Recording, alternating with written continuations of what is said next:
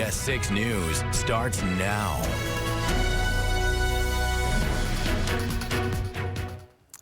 New tonight, an afraid couple has been arraigned on charges after being accused of abusing at least 10 dogs and other animals. Harvey Martz and Laurie Murray are accused of abandoning the animals in deplorable conditions. We'll show you some photos from the Fulton County Sheriff's Office of the animals. The dogs were rescued from a home on East Road in Ephrata earlier this month. They were suffering from internal parasites as well as skin, ear, and eye infections. They could face losing eyes or limbs due to the damage done. Several cats were also found alive. Meanwhile, 2 goats were found dead on the property. And today they signed over ownership of those animals to the SPCA. The SPCA and DA say this was supported and the right thing to do. We had a lot of members from regional SPCA here. They had a lot of support here for the animals that were found in their residence. We saw the stacks on the table, spoke widely to the facts of what occurred, the cruelty that occurred here, and we're glad that they signed over the animals, did the right thing, and we can all move on. And we hope to place them in happy homes. The district attorney says due to bail reform, bail could not be set and they were released for a new court date in July. Our crew at court today did see the 2 handcuffed and taken away. And the DA did confirm they were detained and processed on separate charges to this case that are not related to it. We are following developing news tonight. 2 people are dead and another is injured after a shooting at an Alabama church tonight. It happened about 6 o'clock their time at an Episcopal church while a potluck supper was going on. This was in Vestavia Hills, which is a suburb of Birmingham. Police say the suspected shooter is in custody.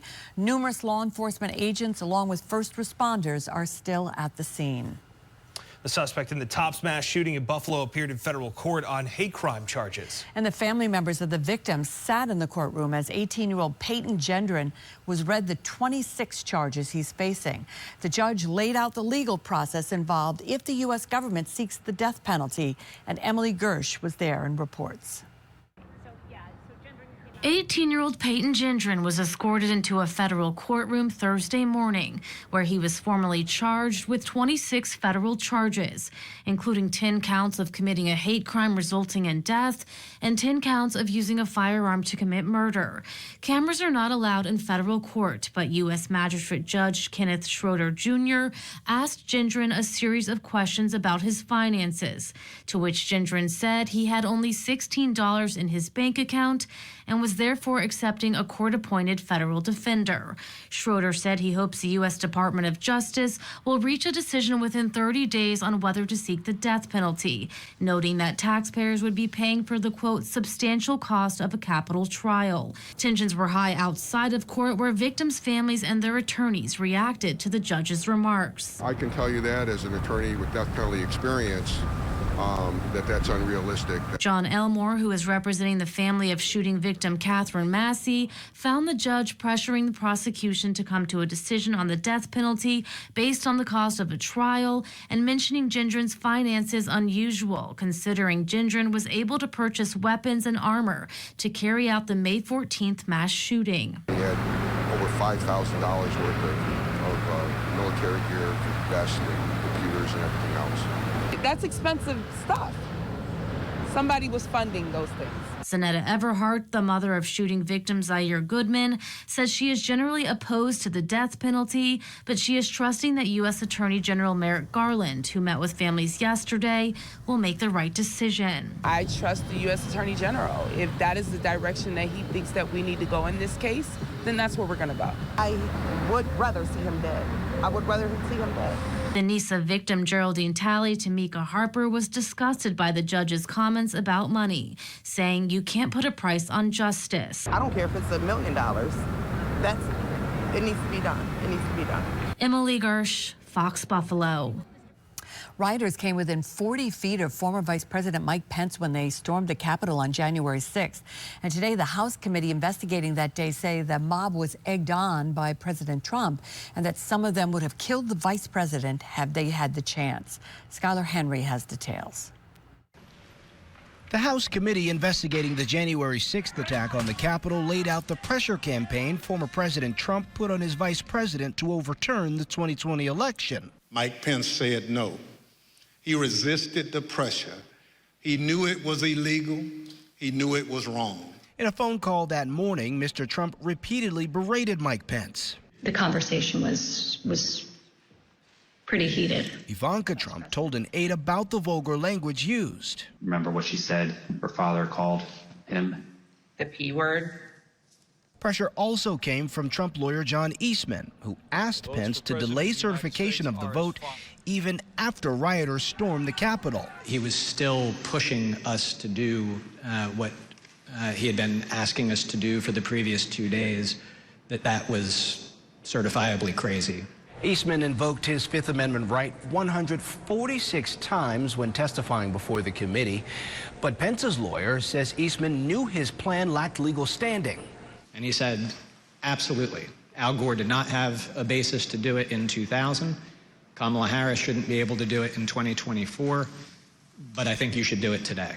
Conservative Judge Michael Ludig, an outside advisor to Pence, warned Mr. Trump is ready to try it again in 2024. Donald Trump and his allies and supporters are a clear and present danger. The committee is now hoping to interview Ginny Thomas, wife of Supreme Court Justice Clarence Thomas. She exchanged emails with Eastman in the days leading up to January 6th.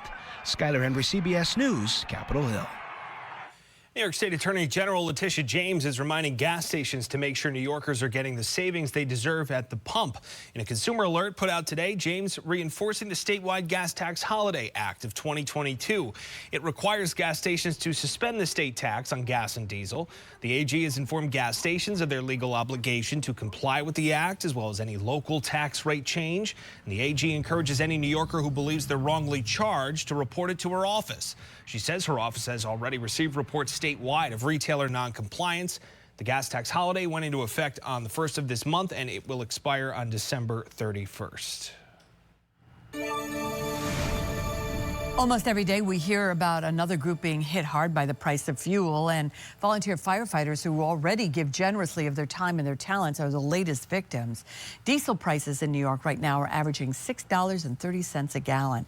Local volunteer fire departments say that's about 2.5 times higher than a year ago, and that there was no way to see it coming, so it sent their budgets now into a free fall. The Fuller Road Fire Department covers part of the south side of the town of Colony. It enters into a contract with the town every year so that the department works with a set price that covers their expenses for the year. Assistant Chief Michael Romano says this year's budget had to be in by the third quarter when there was no way of predicting this kind of fuel price crunch. And the fuel budget on paper for 2022 bears no resemblance to what they're actually spending today.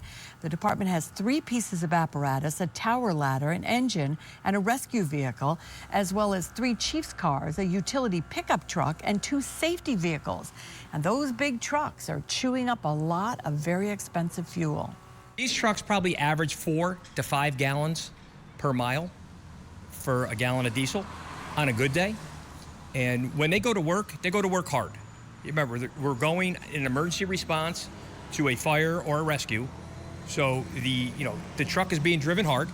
And when it gets to a scene, if we have an active fire where we're pumping water, the truck's not just sitting there idling. It's running at high RPM so we can pump the water and do what we have to do to put out the fire. Romano says that they will have to cut corners now to afford the price of fuel, that maybe they'll put off getting new windows this year or hold off buying gear for another year and work that into next year's budget. And there's also the issue of personal cars. Many volunteer firefighters pay out of pocket to fill them up and then use them to drive to the station to respond to calls or to go to meetings and training, and that can get costly. And since the town puts up thousands of dollars to train and equip the volunteers, it would not like to lose one to the high cost of gas. Just ahead here, if your animal wears a flea collar, you will want to make sure it's not the one that pet owners say is causing some animals to get sick or even die. Details are next. 75 today. I think tomorrow will be warming up before we see a sharp cool down on Saturday. It's not going to feel like summer at all for the first half of the weekend. We'll tell you how long that trend sticks around when we come back.